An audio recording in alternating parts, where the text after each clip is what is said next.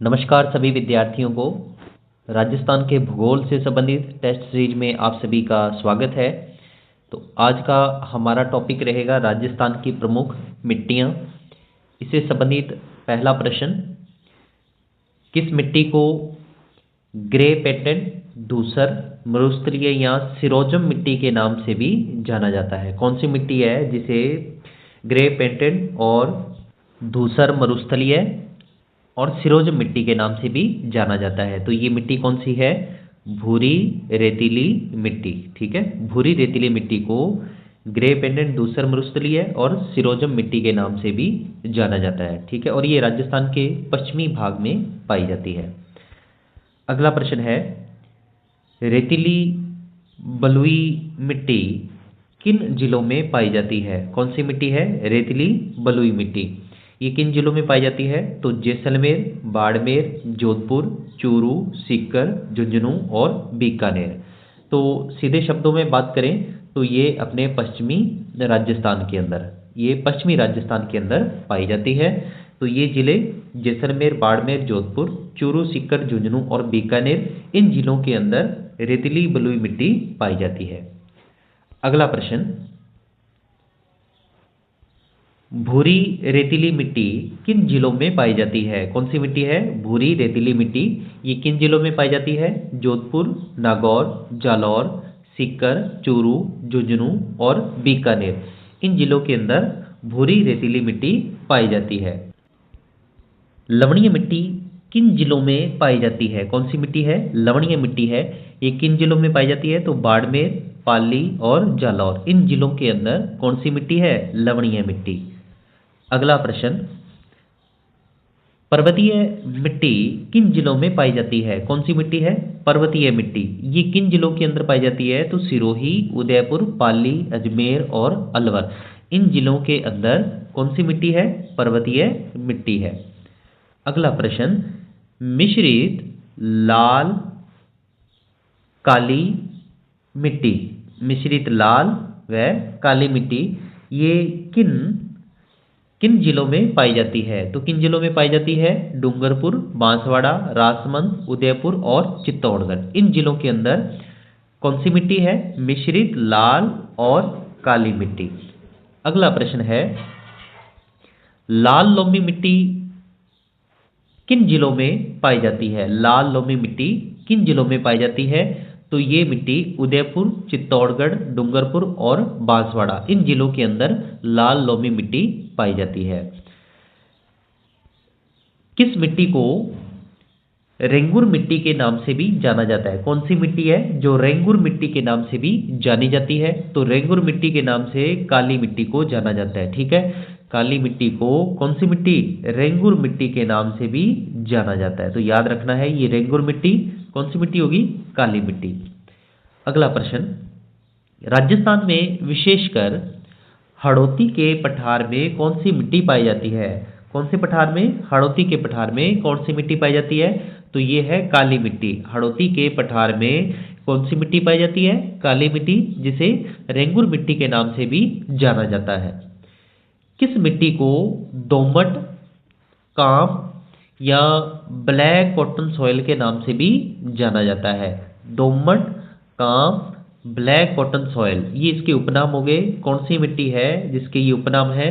तो ये मिट्टी है कछारी या जलोढ़ मिट्टी। ठीक है, जलोढ़ मिट्टी को दोमट मिट्टी, कांप या ब्लैक कॉटन सॉइल के नाम से भी जाना जाता है। अगला प्रश्न है, कौन सी मिट्टी सर्वाधिक उपजाऊ होती है? कौन सी मिट्टी है जो सर्वाधिक क्या होती है? उपजाऊ होती है? तो ये है जलोढ़ मिट्टी, जो सबसे ज्यादा उपजाऊ होती है। राजस्थान में जलोढ़ मिट्टी का विस्तार किन जिलों में है? राजस्थान में जलोढ़ मिट्टी का विस्तार किन जिलों के अंदर है?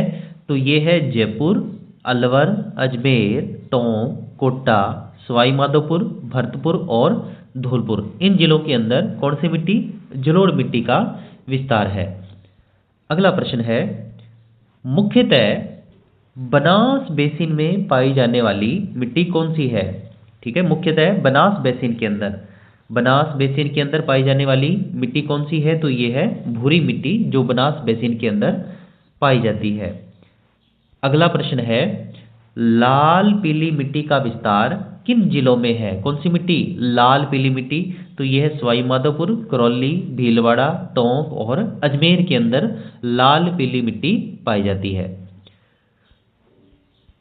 अगला प्रश्न है, भूरी मिट्टी का विस्तार किन जिलों के अंदर है? भूरी मिट्टी का विस्तार, तो ये भूरी मिट्टी है भीलवाड़ा, चित्तौड़गढ़, सवाई माधोपुर, टोंक और बूंदी, इन जिलों के अंदर कौन सी मिट्टी है? भूरी मिट्टी। अगला प्रश्न है, मृदा स्वास्थ्य कार्ड योजना की शुरुआत कब हुई थी? तो इसकी शुरुआत हुई थी 19 फरवरी 2015 को मृदा स्वास्थ्य कार्ड योजना की शुरुआत हुई थी और ये अपने गंगानगर जिले से ही हुई थी, सूरतगढ़ से।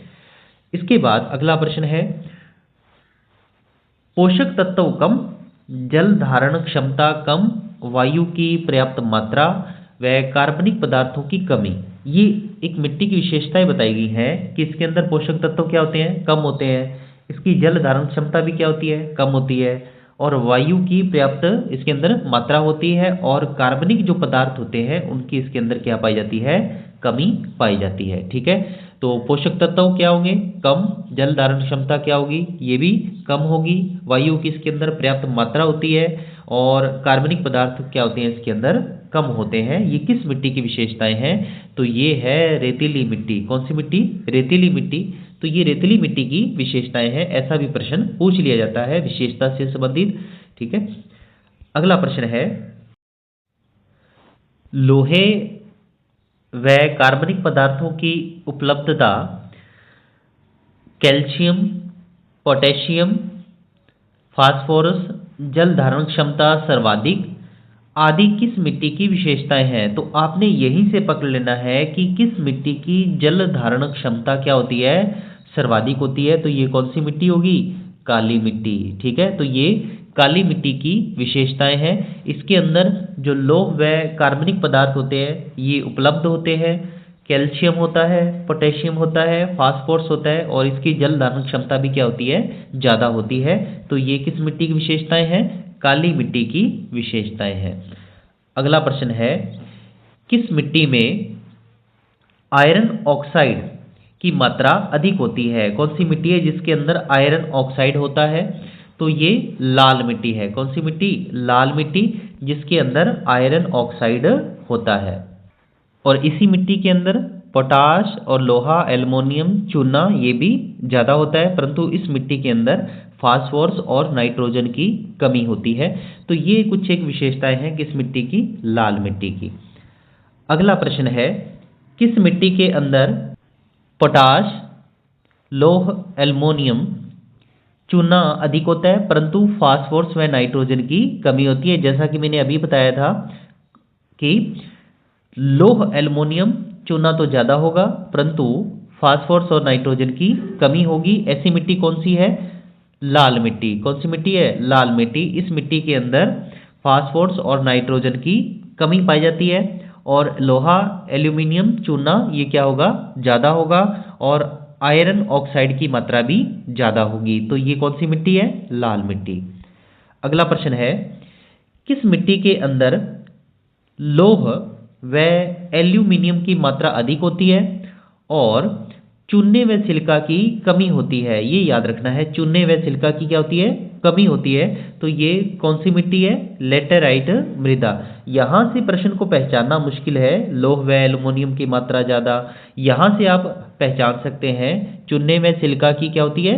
कमी होती है। वहीं लाल मिट्टी के अंदर आयरन ऑक्साइड की मात्रा ज़्यादा होती है। ठीक है, और वहीं जो रेतीली मिट्टी है वहाँ उसके अंदर कार्बनिक पदार्थों की कमी होती है, पोषक तत्व भी क्या होते हैं? कम होते हैं और जल धारण क्षमता भी क्या होती है? कम होती है। अगला प्रश्न है, जिन क्षेत्रों में उच्च तापमान व अधिक वर्षा हो वहाँ कौन सी मिट्टी पाई जाती है? जिन क्षेत्रों में उच्च तापमान व अधिक वर्षा हो तो वहाँ कौन सी मिट्टी पाई जाती है?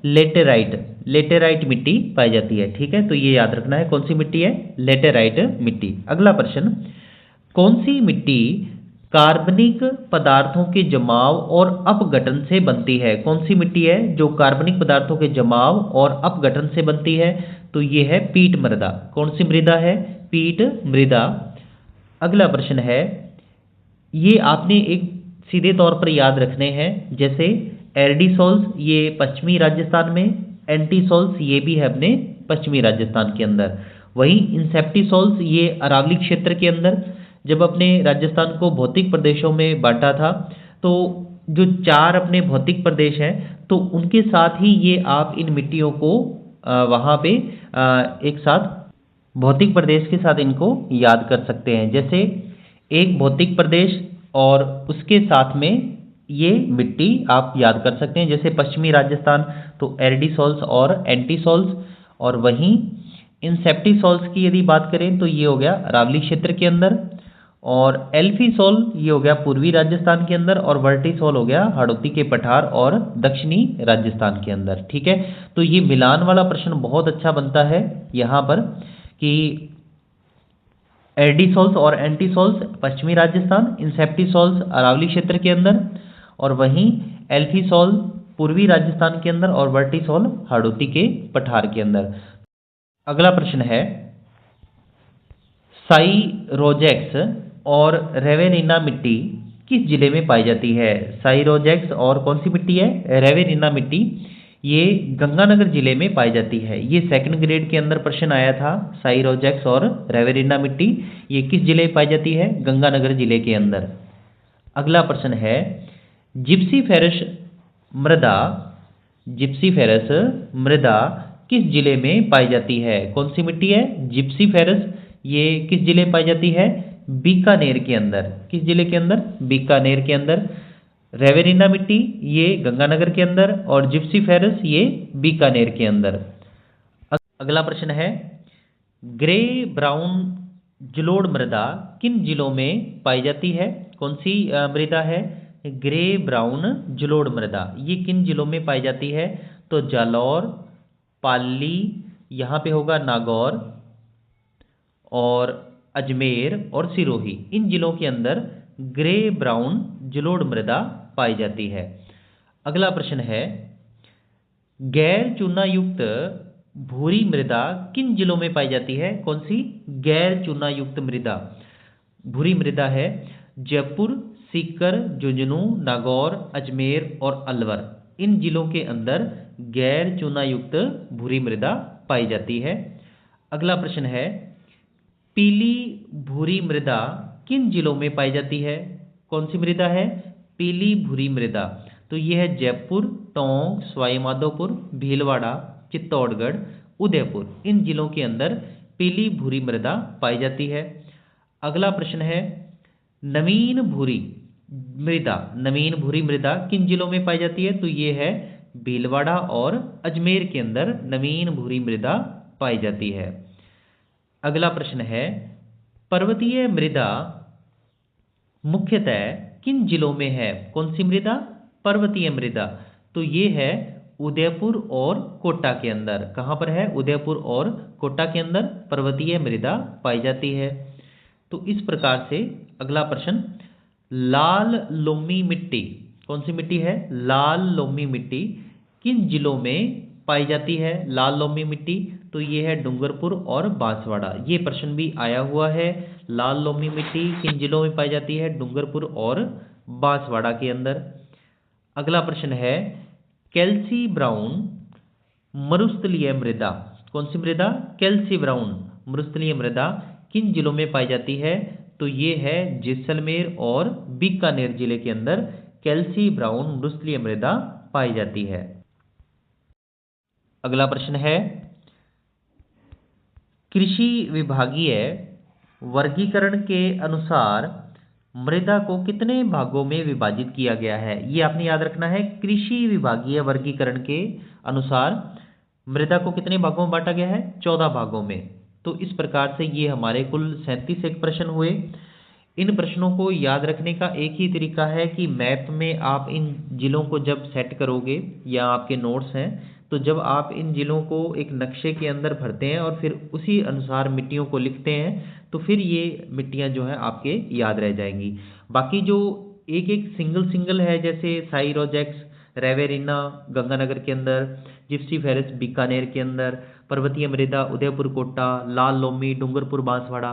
तो इस प्रकार के जो प्रश्न हैं वो परीक्षा के अंदर पूछे जाते हैं।